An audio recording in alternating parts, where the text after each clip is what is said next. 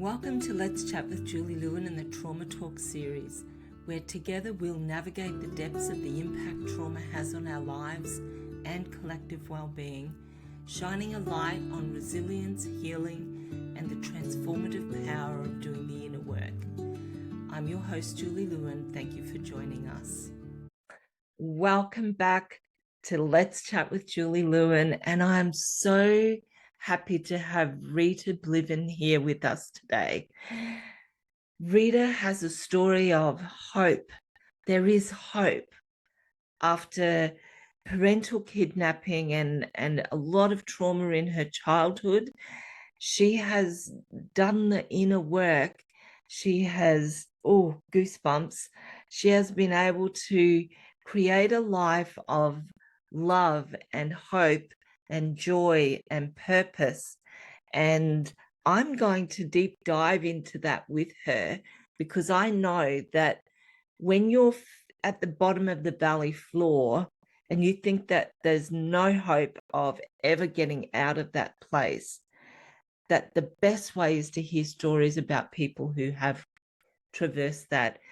And the awesome thing is that Rita has written a book called Canyons and Fireworks, and she's shared that journey. So you'll be able to find out more about that from her book. But Rita, thank you for joining me. I cannot tell you how much goosebumps I have. So I think we're going to have a good conversation. So share a little bit about what happened, and then we can dive into what you've done to heal and create a life that you want to live. So just share. Absolutely. First of all, I just want to say thank you so much for having me on the podcast. I really appreciate it. You are welcome. And I love your authenticity. Thank you. So to answer your question, what happened? The big what happened? Yeah. I was a baby, and my parents' marriage fell apart. Mm-hmm. And my father was an immigrant to the States from Mexico, and my mom was a natural-born citizen. And it was the 80s. He feared he wouldn't have any rights against a full-blown citizen. And so he kidnapped me and took me to Mexico, where I lived for 2 years. And he was a loving father and his family was very loving. So, a baby doesn't know they've been kidnapped. And so I just bonded with him and his family and was very loved and supported. And then when I was 3 years old, my mom got me back and once again severed all ties with my father and his side of the family. And then that's when I began to have my most recent memories, or my earliest memories, I should say, around the age of 3. Can I just ask, Rita, yes, it was your mum, but it was a stranger. It was a stranger, yeah. To a 3-year-old who's been raised by their father and their father's family, she was a stranger. Yeah. And even if I did know that she was my mom consciously, I couldn't process. I was too little to process all of that. Yeah. And to add further confusion, by this time I spoke Spanish. Right. And I was, my mom fled back to her hometown in Pennsylvania, and no one spoke Spanish. My mom spoke some Spanish from having been married to my father, but her Spanish wasn't very good at the time. It got much better, but when I was little, it wasn't very good. So I was in a new country, within a new family, surrounded by people that didn't look like me, surrounded by people that spoke a different language than me, and I was 3 years old. Wow. Hard. Like, that's hard. Did you ever see your dad again? Not until I was an adult. No. So that was part of my healing journey, was to go back and reconnect with my dad and his side of the family. And it was beautiful, but I grew up without my father. Wow. I can't even imagine. Like, I seriously can't even imagine. And I'm just like, my mind is just stuck on, you've known this life for 3 years and you would have felt loved. I'm sure Mexican families are multi-generational and you're loved up. And my father's one of 11. Oh, and see, I didn't know that, but I could see it. And wow. Yeah. And he has many sisters, but there were, from what I understand now, and of course I didn't remember this, but there were three main sisters that helped take care of me. And Yeah. at that time, my grandmother and great grandmother were still alive and taking care of Wow. me as well as my father. So it's my understanding that it was my three aunts, my two grandmothers, and my father, which is a lot of love for a Yeah. kid and a lot Yeah. of Yeah. bonding, at that age, baby to So 3 years old. I want to know, like, what was the transition like to living in a white community where you didn't understand the language? Like, what happened? So my earliest memories are of trying to learn English. Yeah. And it's amazing. Children can learn a language under the age of 8 just Just like by the that. people speaking around them. They can also lose a language. So I Right. actually lost Spanish because there was no one around speaking Speaking. Spanish. My mom would say phrases to me, and I still remember those phrases, but the language itself, as being fluent, I lost. And but anyway, I can remember honing in on people's lips and Mm-hmm. repeating what they said over and over and over again in In my your head head. Yeah. to try to understand the meaning. And I would get some catchphrases and get Mm-hmm. stuck on them. So my Mm-hmm. family always talks about when I was little, I would say, and you're gonna love it. Because in the 80s, commercials would say that. Yeah. And I would say, you're gonna love it, you're gonna love it. Because I fully understood what that meant. And Yeah. so I got stuck on it for a little while. Yeah. So the language, when I was a kid, I quickly became aware that I was with my mom and Mm-hmm. quickly became aware that this is my family.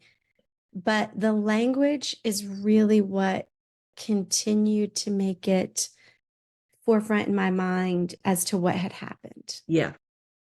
If I would have, still been a baby and not actually learned Spanish and then got placed back in my mom's house, I might have been further alienated from the whole experience. Mm-hmm. But, the months that it took me to learn English solidified in my mind what had happened. Even Yeah. though I don't remember it happening, it made it very clear in Yeah. my childhood mind that I had gone through this ordeal. Yeah.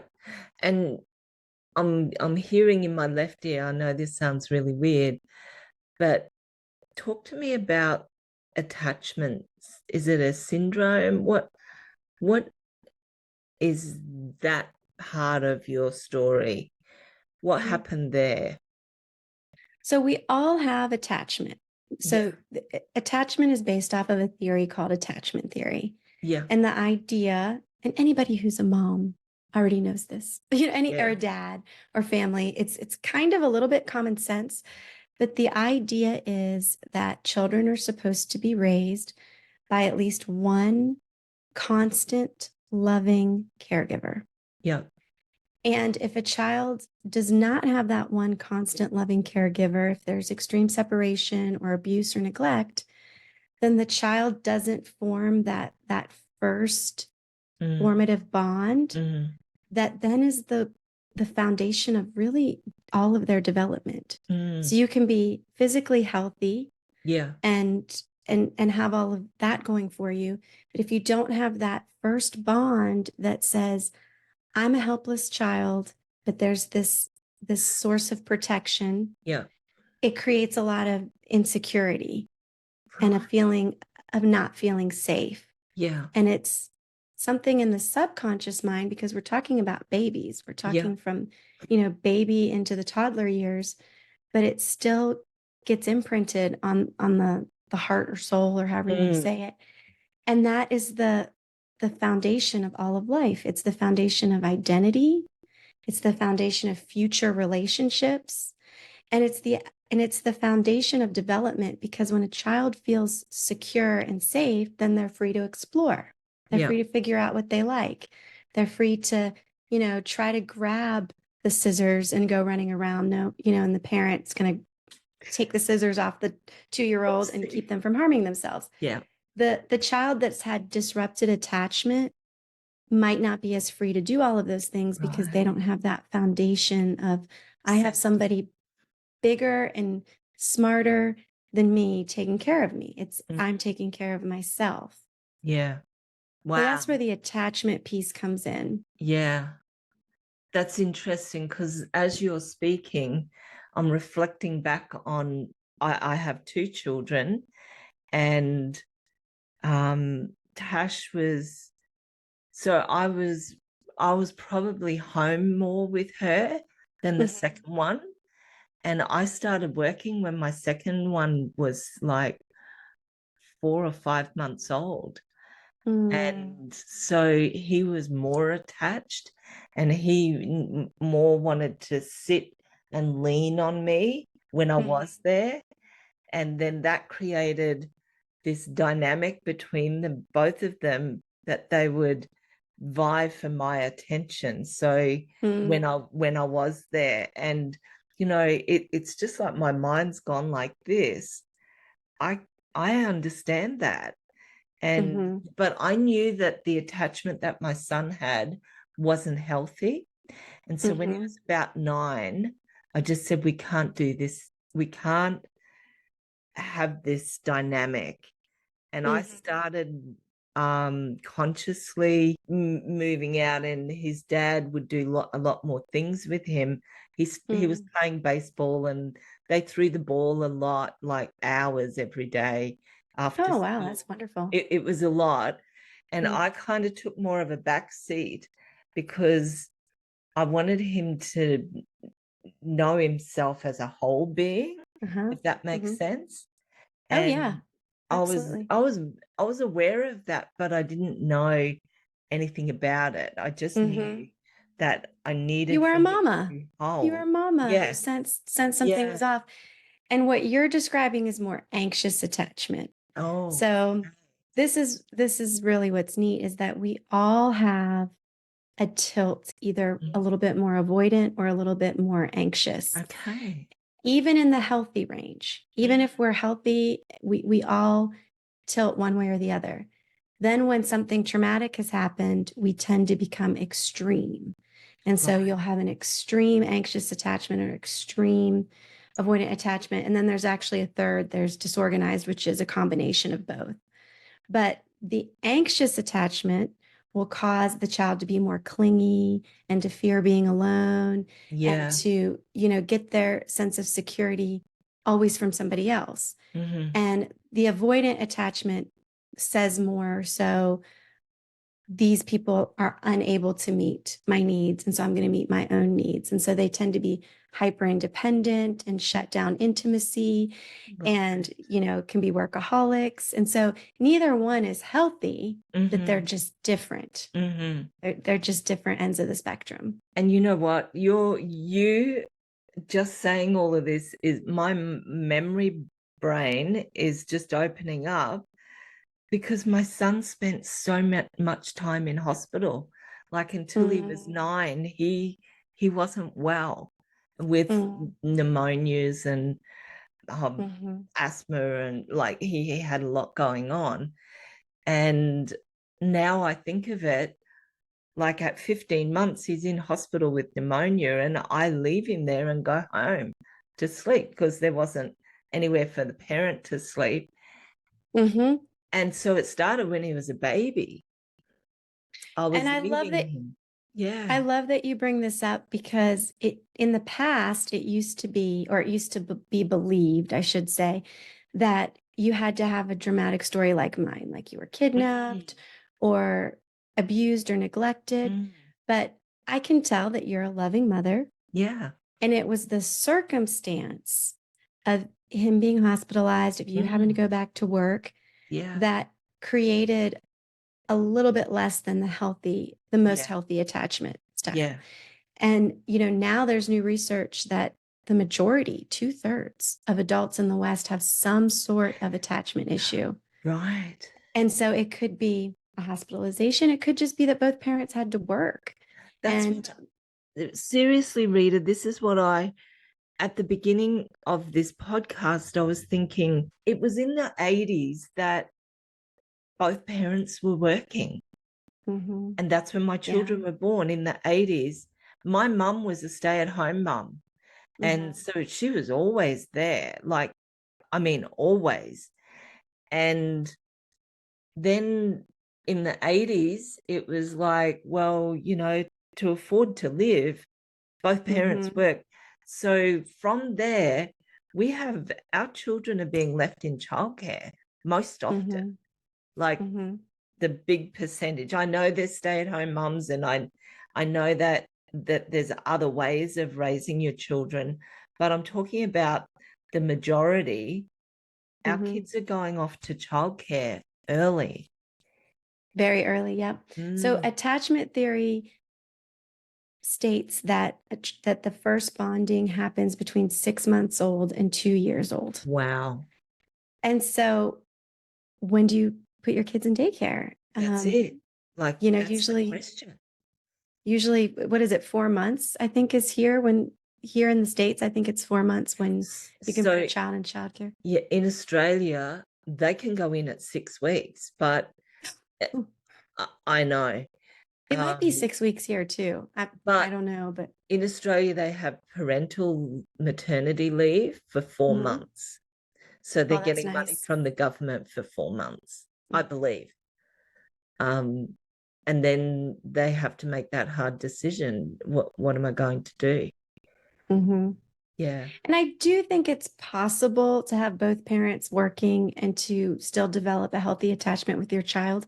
It's just you have to be that much more intentional. Mm-hmm. You can't just come home and then need to veg out. You need to come home and connect with And your child. You parent. need to and to bond and Yeah. to give that feeling, help that child create that feeling of security in you until Yeah. they're old enough to face the world a little bit on their own. Because Mm, that's basically what you're doing, is that you're you're giving them the confidence to stand on their own someday, yeah. and you're subbing in until they're at that developmental level. Yeah. And if you're not there consistently, or if when you are there you're tired or still bringing work home Yeah. or stressed out because of your job or whatever the case may be, you're not necessarily creating that level of security.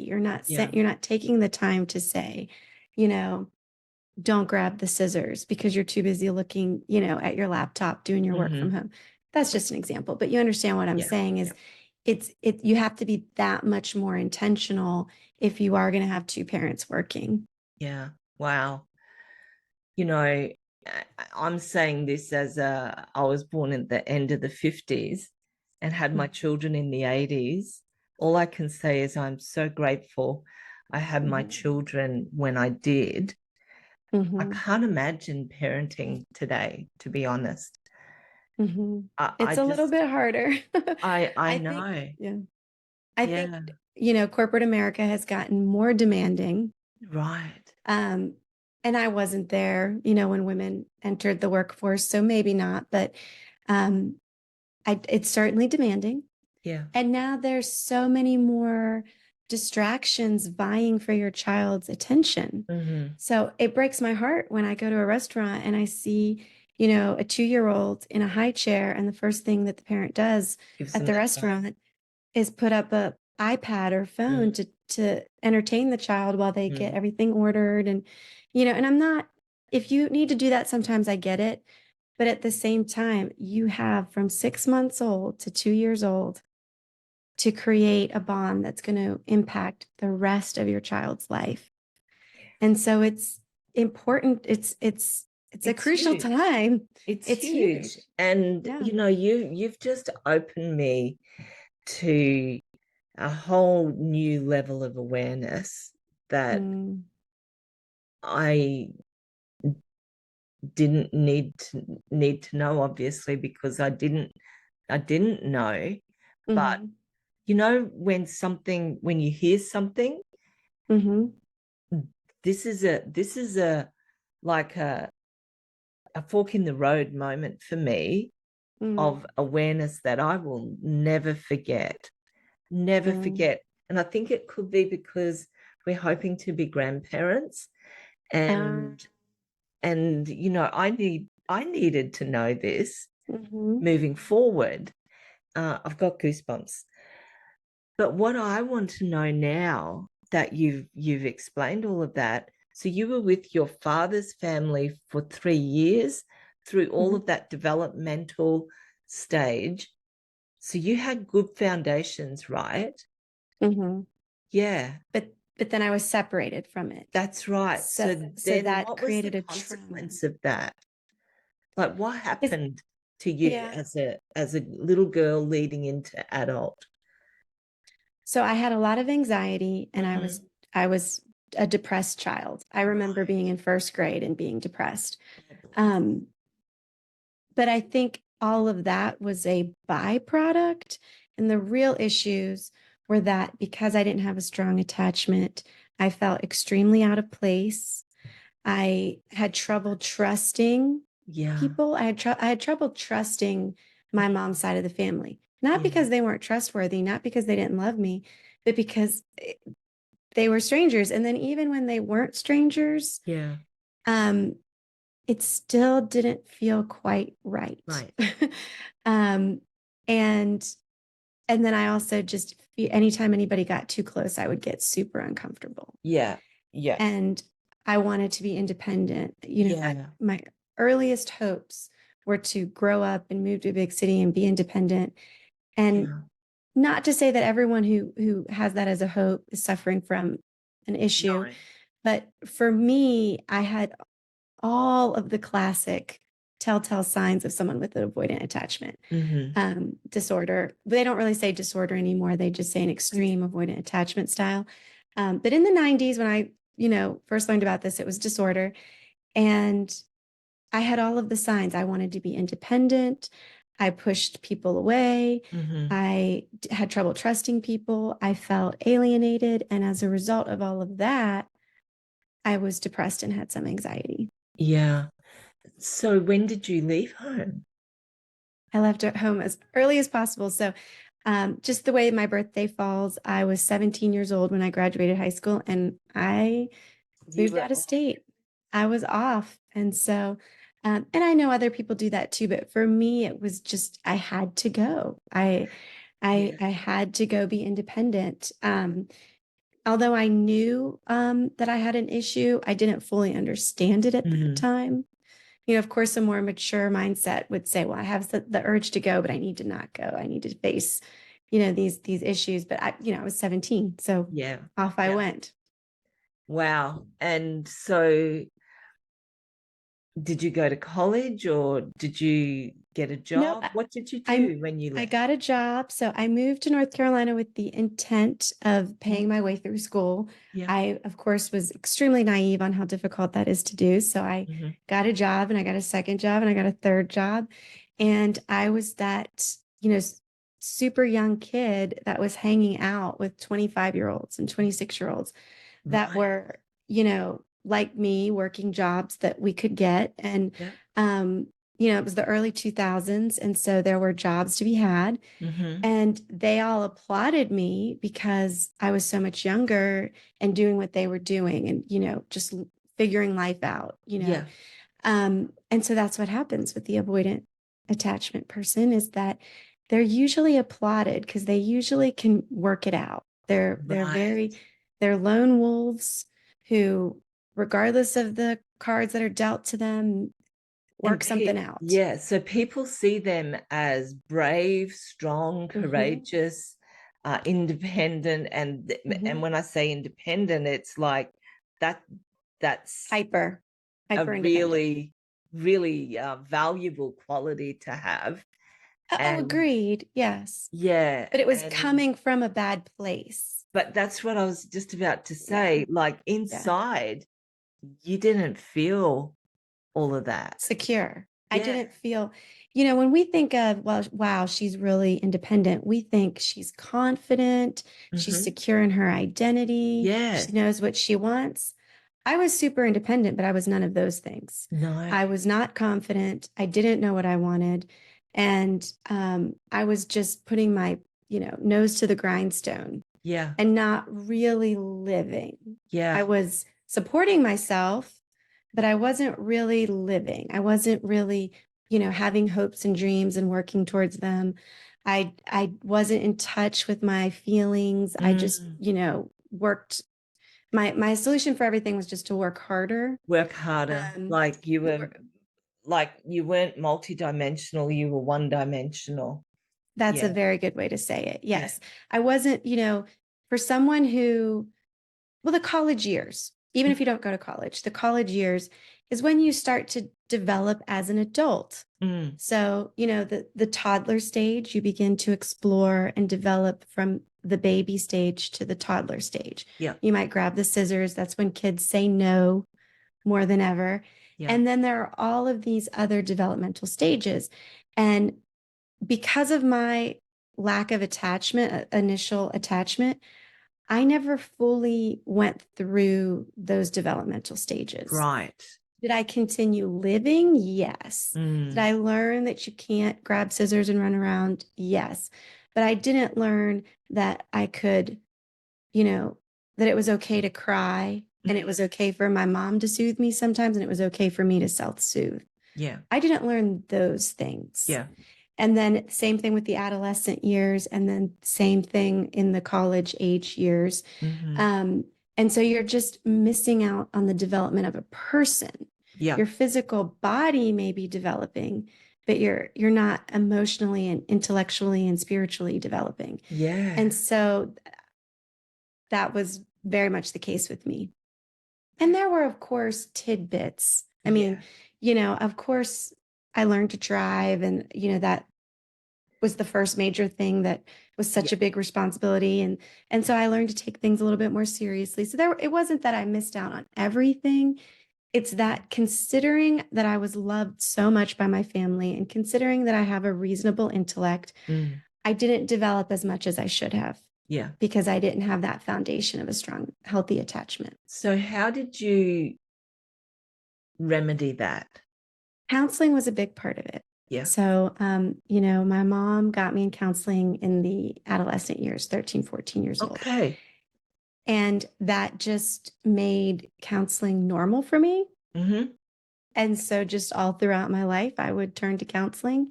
Yeah. And sometimes I was just going through the motions, and not really getting the full benefit of it. But okay, this is what I want to know. So, because I'm a big proponent of doing the inner work. So you were outsourcing to the counselor, but you weren't actually invested in the inner work. I was at alongside times. of that. I was But at you could tell times. when it was different. Yes. Yeah. Yeah. And the other thing is that I was this 17, 18, 19, 20, 21-year-old person that was working 3 jobs just to wow. I can't pay even the bills. imagine. Yeah. I left home and I never went back. I left home and I, Same, survived. by the way. Same. I was Really? 19, Okay. left home. I started traveling at 18, left home at 19 and never went back. Yeah. Yeah. It's not easy. No. It's not easy. And so I was working a lot, and sometimes I just didn't have capacity for, inner healing is a job. It is. It takes a lot of effort and a lot of self-reflection and a lot of intentionality. And if you're a young adult trying to make it in the world, you don't always have capacity for that. And so I would go in and out of having capacity for truly doing the inner healing work. Now, by the time I was in my 30s, that's when I really started to do it. That's when I really started to, I didn't stop using the tool of counseling. I continue to be in counseling, but it was a tool for my inner healing, as opposed to, I'm messed up, I need to go to counseling. I love that. Yeah. It became a tool. Yeah. And then also just a source of knowledge, a source of information. I mean, you just don't know what you don't know. That's it. You don't know what you don't know, the more you realize you don't know. Yes. Oh, yes. Definitely on that. But it did become, counseling did become a source of education and a tool. And then I also was growing in my faith at that time and was engaging my faith. Yeah. And for me, it's people ask me, was it more your faith or was it more counseling? And I say, yes, it was both. At times I leaned into counseling more, and at times I leaned into my faith more, but it was really both. And my faith is all about love. Yeah. For God so loved the world that he gave his only begotten son. And let's face it, that's what attachment is. It's Yeah. your first love relationship as a human with your primary caregiver. Yeah. That's what it is. Yeah. And so my growing in my faith is perfectly aligned with growing in my inner healing, because I had a foundation of love issue, and my faith gave me a foundation of love. Foundation of love. Yeah. Mhm. That's, as you're saying that, as a 5-year-old, I got sent to Sunday school. It was the Methodist Sunday school. Mhm. And I remember that we were allowed to go into the church after Sunday school because there was a baptism. But we had to be quiet. We had to sit at the back of the church. And so I'm there, this little 5-year-old. The door was open and the light was streaming in, and everyone was singing "Telephone to Glory, oh, what joy divine, you can speak to Jesus" on the Royal Telephone line.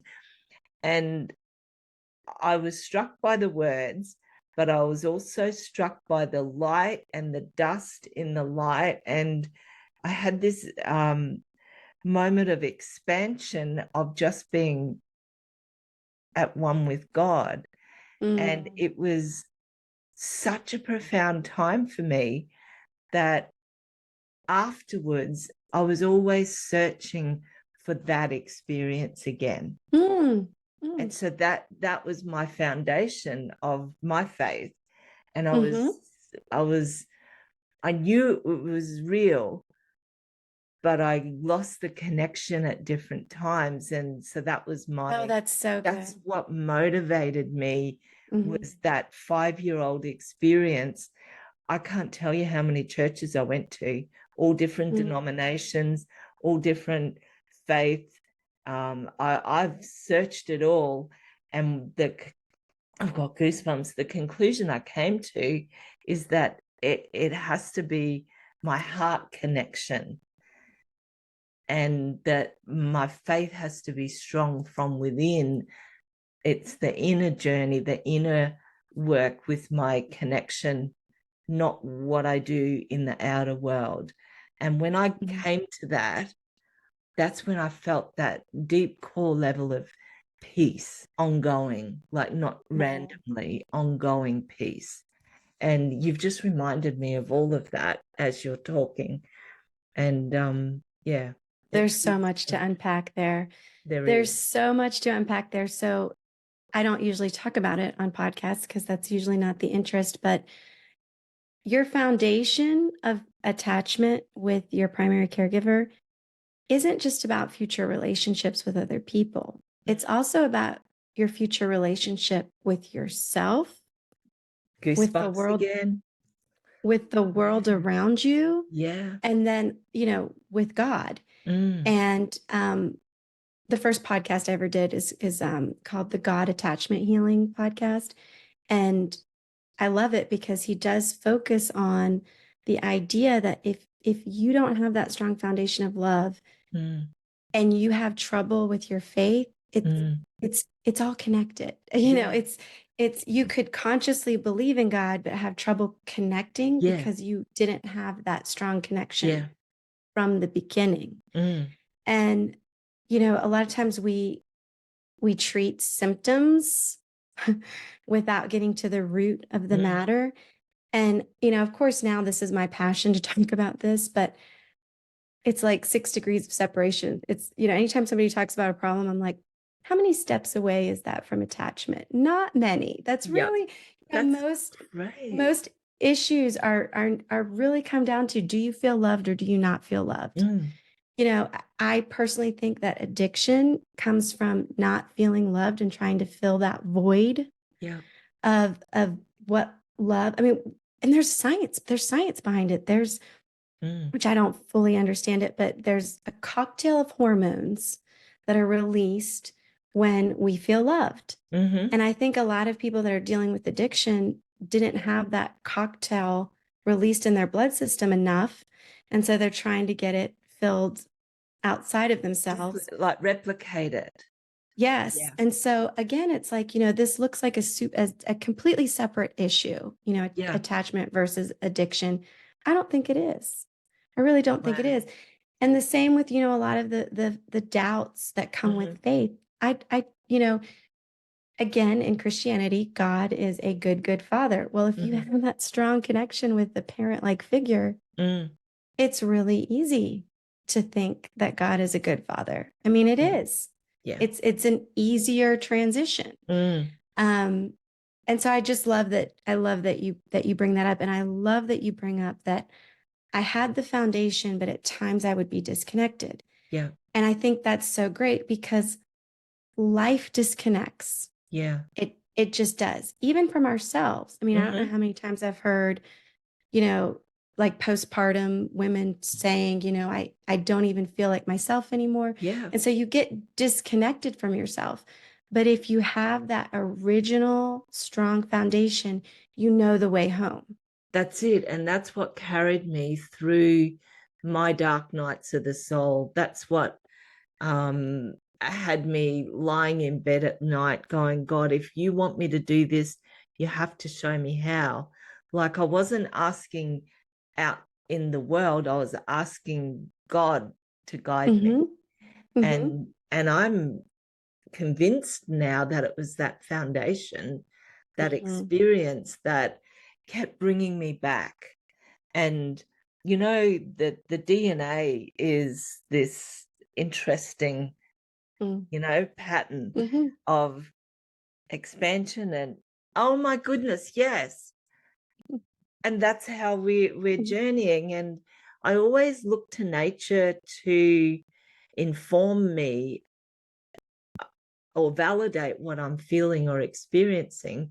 And that symbol of the DNA is Mm-hmm. a really good illustration of how I've navigated Mm-hmm. the connection. Sometimes it's strong, sometimes it's not there. Sometimes all I have to do is remember and Mm-hmm. it's back. Yeah. Again, you're just bringing up all the good points. So I think that is, whether we remember consciously or not, Mm. there is that feeling of belonging Yeah. at 2 years old, where even if you're in your terrible two stage, and I hate that we say that. I hate that we say that. If you're in the terrible twos, and you've just been reprimanded or spanked, whatever the case may be, you know that you are still loved and you still Correct. belong in Yeah. whatever kind of family that you have. Mm. And so it's subconsciously we remember that the standard, the Mm. standard Yeah. of belonging. And then if we don't have that, I always say, and this is a horrible, crude example, but on paper, Mm. being with a prostitute might sound similar to the love of a husband and wife. But if you really know the love of a husband and wife, being with a prostitute is a horrible counterfeit. It's a horrible counterfeit. And so it's the same. It's, when we really know belonging, we're not going to get into a gang as a young teenager, because that's a counterfeit belonging. It's a counterfeit family. That's And it. and then we can go on and on and on and on and on. And it's all of the, trappings of life and adolescence.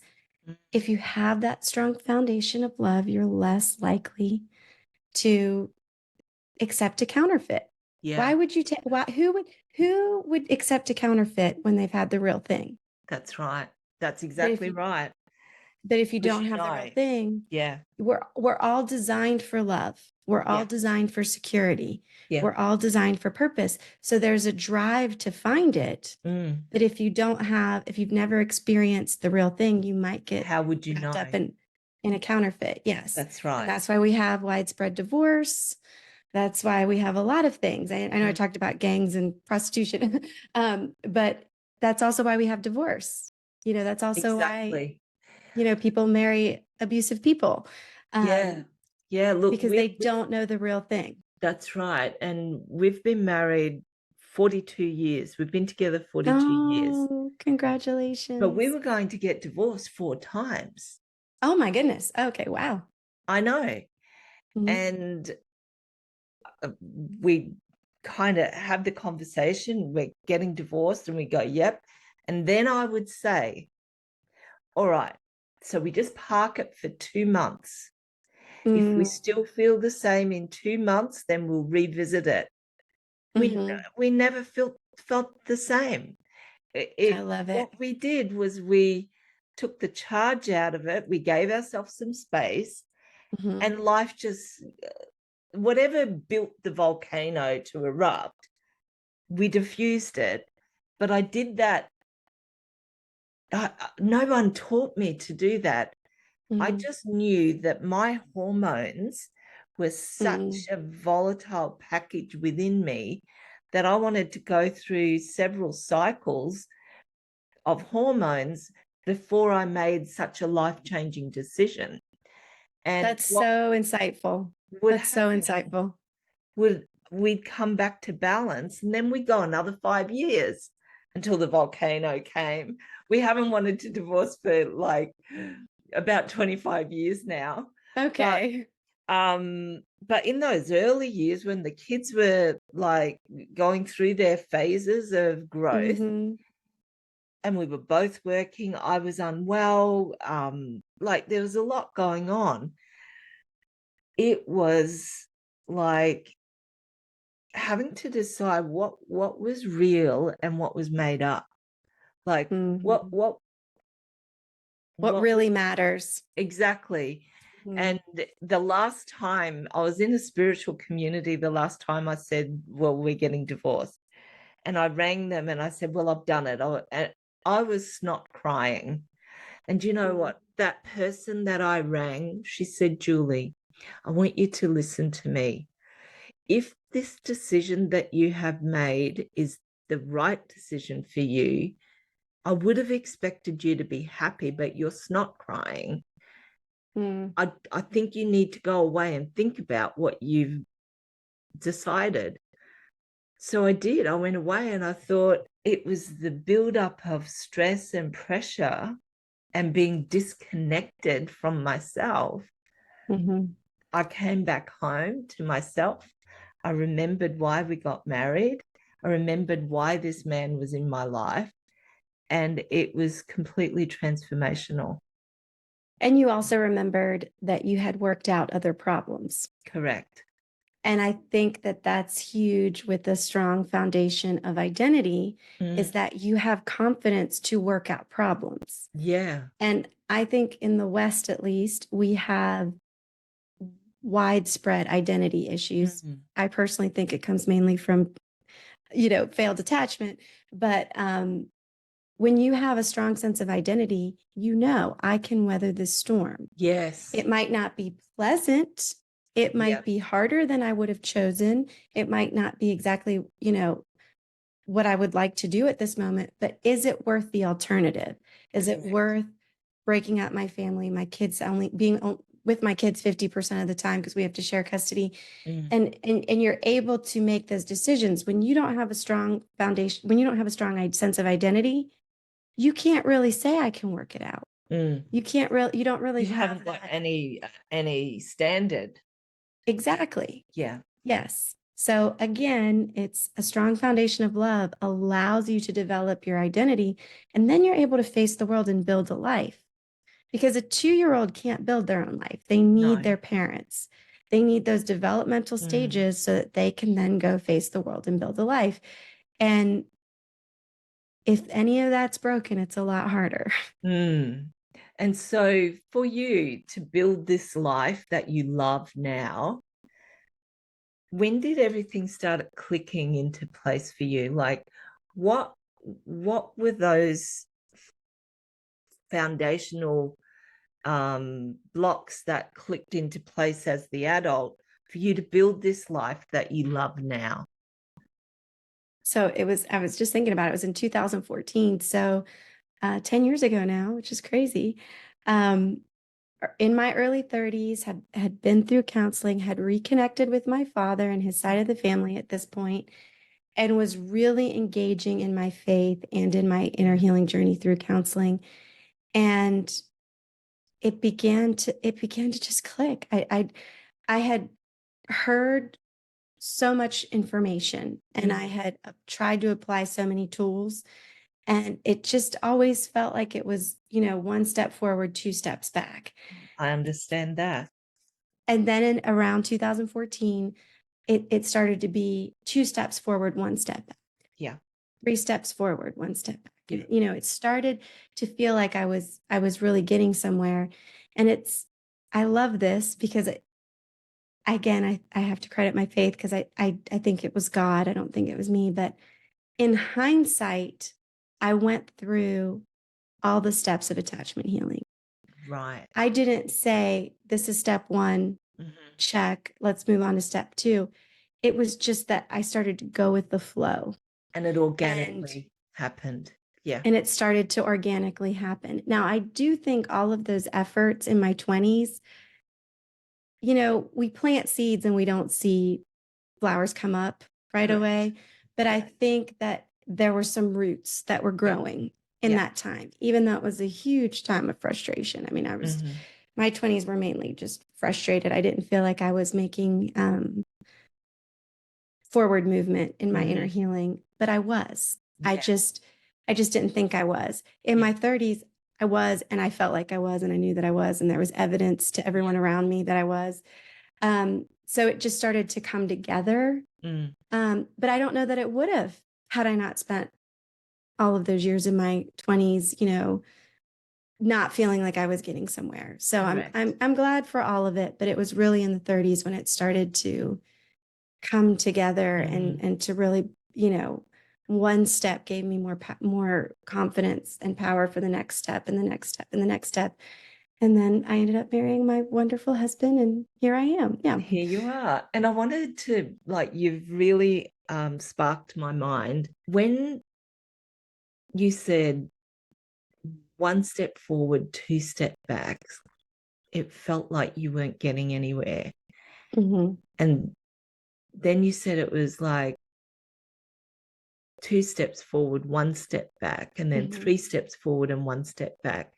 That is actually how the journey goes, from certainly my experience.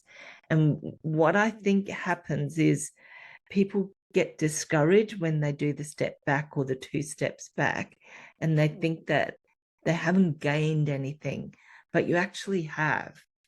You have gained what you got in the one step forward. And if I leave this podcast with nothing else but saying to our audience, keep going. Keep going. Doing the inner work.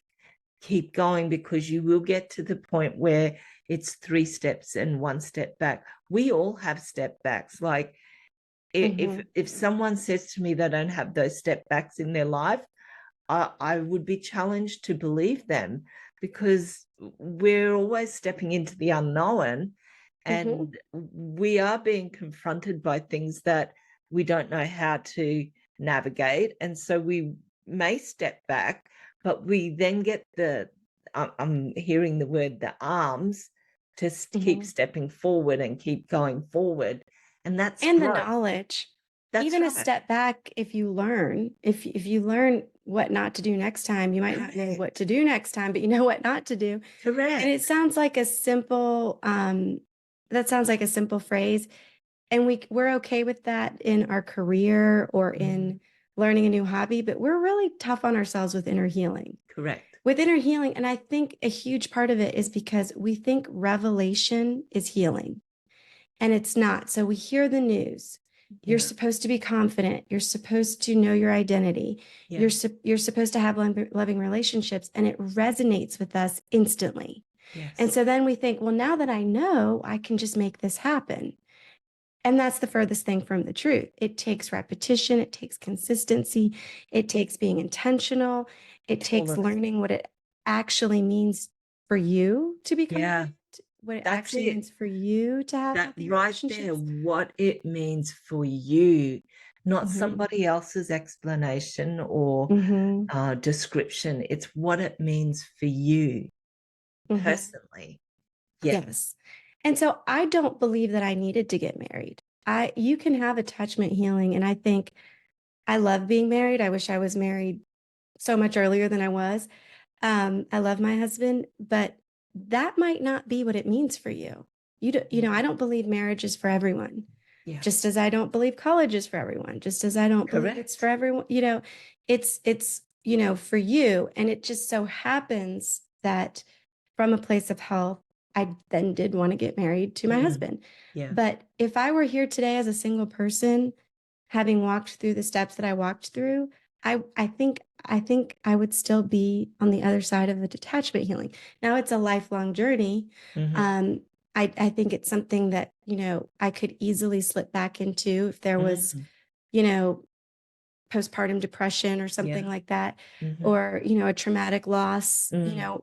or something. I think I could slip back into it, but I can confidently say I'm on the other side of it. That's so Um, good. and I might have been able to say that even if I hadn't gotten married. Mm. I'm super glad to be married, but that wasn't the goal. No. The end goal was to have a strong foundation of love and to know my identity and to build a life that is in line with all of And that feel whole. and feel whole and have hope for the future. Because Yeah. if you don't have a strong foundation of love, you really don't have hope for the future. Yeah. I had all of that by the time I met my husband. That's awesome. It's nice to say I'm married and it's nice to be married, but that's not the end all be all. No. Mm. That's awesome. Oh my goodness, Rita, I have loved this chat so much. I As hope have I. you have as well. I have, yes, very much so. And thank you for just having a more authentic style, I guess I would say. Um, it can be a lot of questions and answers, but you really got to the heart Mm. of what inner healing is like. And I think we don't do a good enough job of Mm. emulating what it's really like. It's not like getting in physical shape No, or getting a handle on your career no. or building something. It's a lot more, there's a lot more confusion Mm-hmm. with inner healing. There's a lot more uncertainty. There's Yeah. a lot more frustration because again, you hear the truth that resonates with you and you think it's in my reach, and it is, but it takes longer It than does. most people think it's going It to take. does. And it's about integrating it. Mhm. It's about walking the talk. Like many people Yeah. can talk the talk, but it's about walking the talk. And when Mhm. you walk the talk, you actually don't even do the talk. You just walk it. Mhm. You just walk it. Yeah, You you just just walk walk it. it. Yeah. Mhm. And so I feel such a heart connection with you, Rita. I'm Oh, I love it. so delighted that we got to chat, and I've learned from you today. I hope that I've done something for you, You but absolutely have. Thank you. thank you. And I hope our listeners have learned something today. I feel like we've had a really gentle conversation about Mhm. some really hard things. Mhm. And I think that I know I can personally feel the love that is vibing between us, even though we're in two different countries, two different Mhm. hemispheres. I feel connected. And I hope that That's you my feel goal. That's my goal all the time. that's right. Like I've absolutely loved it. Mhm. So as we wrap up, what are the parting words that you would like to leave with our community? So you actually just inspired them by saying we've had a gentle conversation. And I write about this in my book, but one of my mentors would always say with inner healing, it's gentle curiosity. Why am I feeling this? What's going on with me? And Mm, being gentle with yourself. yeah. And I think that is something we miss big time Mm, with inner healing. yeah. Because again, with getting your body in shape, you're kind of hard on your body. Mm, And we think tough love and, anytime you're going to improve something, you stretch it, you work it out. And mhm, it's kind of the opposite with inner healing. You have to be mm, gentle with yeah. yourself and really kind to yourself, and then of course to others. Yeah, It's not good to be kind to yourself and not kind to others. So we need, in order to have good connections, we need to be kind to each other. we The do. what's inside, Yeah. not just what's on the outside. So where can people find your book, more about what you do? Thank you for asking. So my website is the easiest way to find me. It's canyonsandfireworks.com. And there's a link for everything. There's a link for my blog, my Instagram, my Facebook, everything there. And of course, I will have updates for my book there as well. That's fantastic. I cannot wait to read your book. Thank you so much, Julie. I've really appreciated this chat and just appreciate everything that you do. Are very welcome. And thank you. Thank you.